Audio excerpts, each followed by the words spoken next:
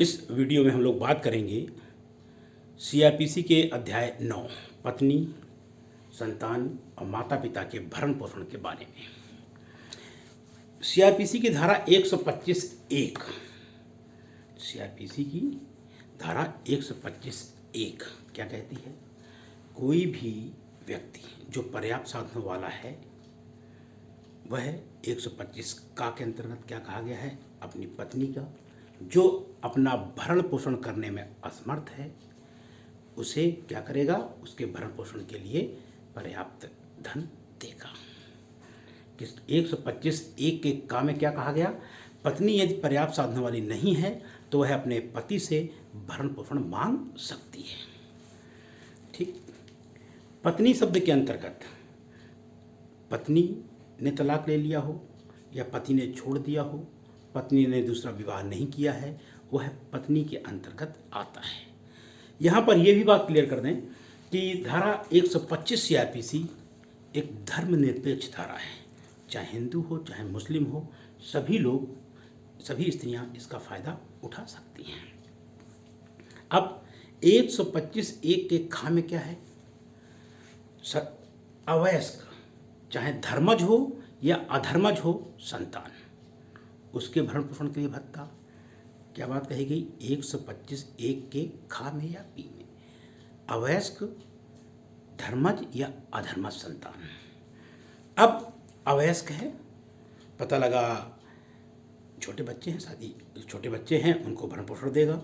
लेकिन यहाँ पर एक बात और क्लियर कर दें, बच्ची 15 साल की थी, पिता ने उसका विवाह कर दिया और उसका पति भरण पोषण उसका कर नहीं पा रहा है, तो पिता ने अपनी अवयस्क पुत्री का विवाह कर दिया है और पति भरण पोषण कर नहीं पा रहा है, तो पत्नी को भरण पोषण देगा कौन?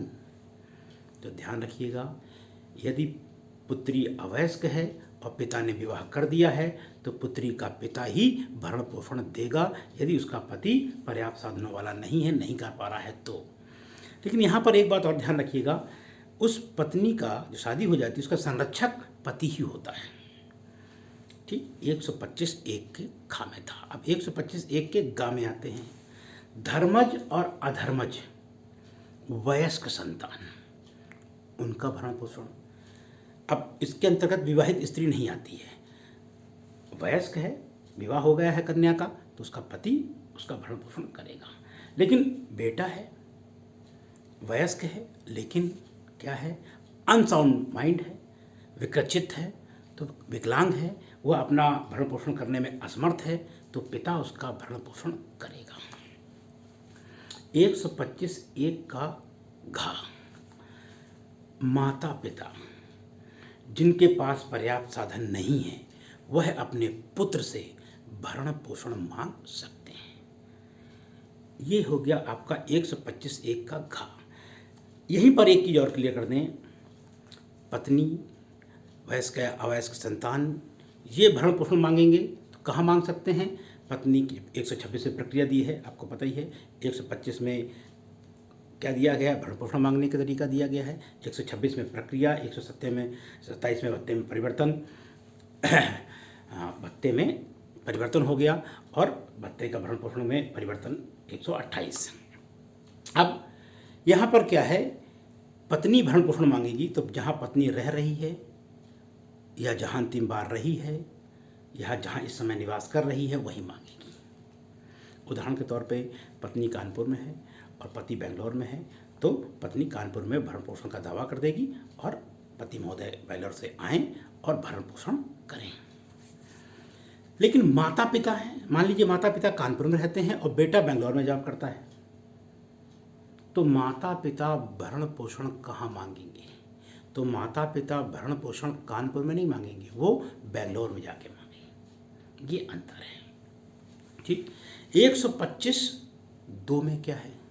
125(2) में ये कहा गया है कि भरण पोषण कब से मिलेगा? जब पत्नी भरण पोषण के लिए वाद लाती है या जब न्यायालय आदेश देता है। लेकिन अब सुप्रीम कोर्ट ने क्लियर कर दिया है, जिस दिन वाद फाइल होगा उस दिन से भरण पोषण दिया जाएगा। ठीक, 125(3) जब पति महोदय भरण पोषण नहीं देंगे तो क्या होगा, तो पति महोदय जाएंगे जेल। कितने दिन के लिए, 1 महीने के हिसाब से होता है, दे दिया गया है। जैसे ही भरण पोषण का आदेश हुआ तो पत्नी को 1 साल के अंदर आवेदन कर देना चाहिए। तो अर्थात मैक्सिमम पति 1 साल तक जेल जा सकते हैं, वरना महीने महीने भर होता है, महीने में दीजिए, नहीं आएगी जेल में, और जैसे पैसा दे दिया वैसे छूट जाते हैं। लेकिन पति ये कहता है कि भाई हम भरण पोषण क्यों दें, पहले घर में चल के रहें, चल के तभी तो भरण पोषण मिलेगा। तो यह पति की मांग जायज़ है। लेकिन पत्नी क्या कहती है कि पति ने दूसरा विवाह कर रखा है, ठीक, तो पत्नी का क्या है कि उस पति के साथ न रहना जायज़ कारण है। अब पत्नी को कब भरण पोषण नहीं मिलेगा, ये दिया है 125(4) में, जब दोनों सहमत से अलग रह रहे हों, एक कारण। दूसरा, पत्नी बिना बताए घर छोड़ के चली गई है। तीसरा, पत्नी जारता के स्थिति में रह रही है। 125(5) में क्या है, जारता साबित करनी होती है। जब जारता की स्थिति में रहती है पत्नी, तब तक उसका भरण पोषण रोका जा सकता है। और जब मुकदमे के दौरान खर्चा 60 दिन के अंदर दिलाया जा सकता है। पहले 500 रुपये हुआ करता था, अब मैक्सिमम 5000 है। 5000 हो सकता है, 3000 हो सकता है, 4000 हो सकता है। मुकदमे के दौरान व्यय दिलाया जा सकता है। यहीं पर एक बात और क्लियर कर दें कि माता के अंतर्गत सौतेली माता नहीं आती है। लेकिन सौतेली माता है, उसके कोई पुत्र नहीं है, पति भी नहीं रहे, तो वह अपने सौतेले पुत्र से मांग सकती है। ठीक, पत्नी के अंतर्गत बता ही चुके हैं, शादी हो चुकी है, चाहे पति ने छोड़ दिया हो चाहे पत्नी ने छोड़ दिया हो, लेकिन पत्नी ने दूसरा विवाह नहीं किया है, वह पत्नी की परिभाषा में आती है।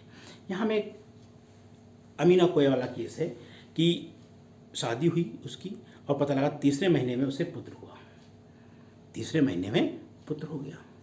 अब पति ने अपनी पत्नी को छोड़ दिया, तो पत्नी ने भरण पोषण मांगा, तो पति ने कहा कि इन्होंने छुपा के शादी की, ये वो। तो न्यायालय ने कहा देखो, पत्नी तो है, पत्नी को भरण पोषण देना पड़ेगा, हाँ बच्चा नहीं है उसे नहीं मिलेगा।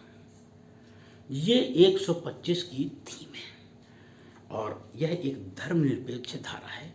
और धर्मनिरपेक्ष का मतलब ये है कि यह सभी धर्मों पर लागू होती है। ये वीडियो कैसा लगा देखें और आगे बढ़ाएं। धन्यवाद।